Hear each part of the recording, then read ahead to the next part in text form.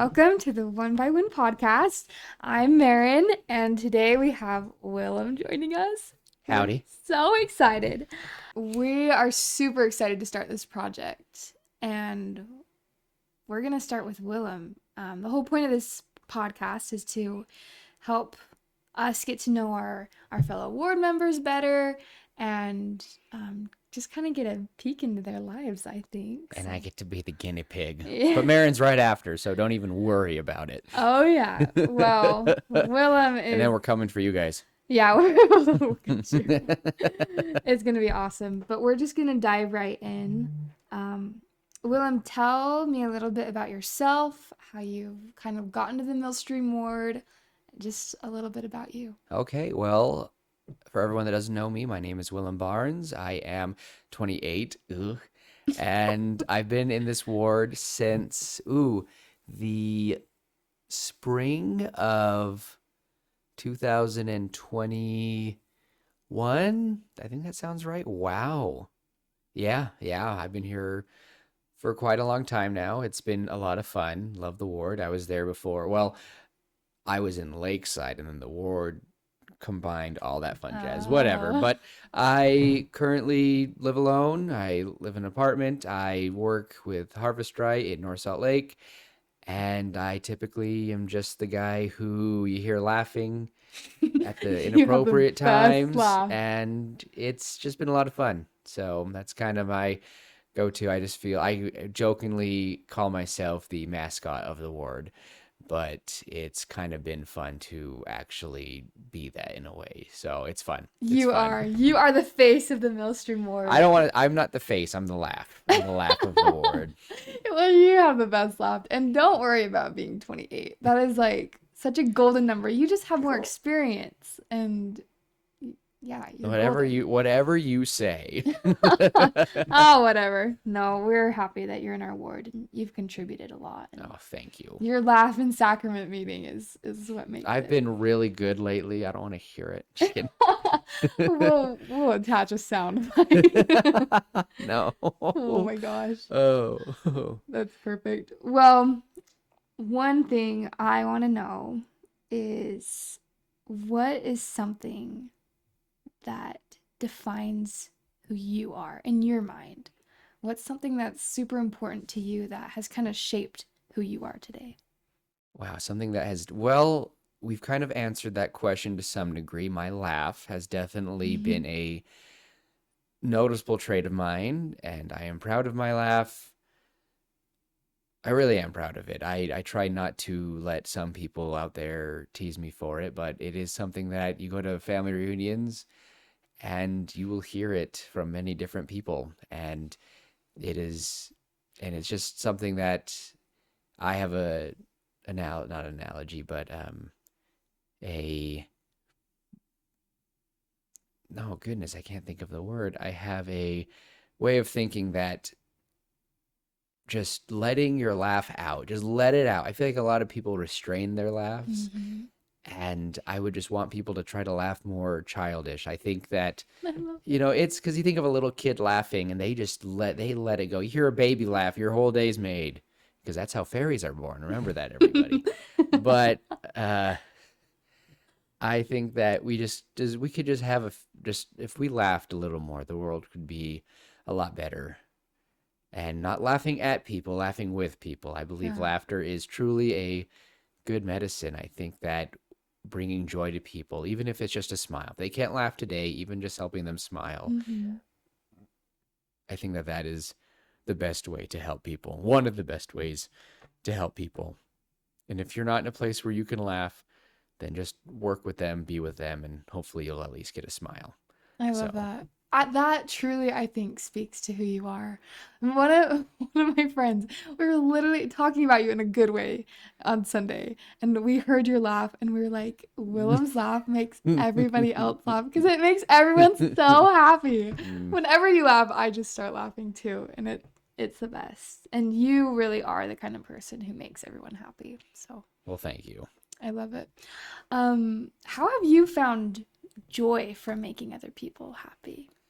I think that joy, and whether it be teaching, whether it be making people laugh. I even believe that if you have a bad day, you can pass it on to people, Mm. and it will just amplify it. So if you try to at least bring out the positivity, I think that that is what kind of helps people get better. I don't know if that makes sense. I don't know if I'm answering the question very well. No, you are. You totally are. I think that if you are joyful and you bring joy to others, then it's like teaching. When you Mm. teach, things will stick.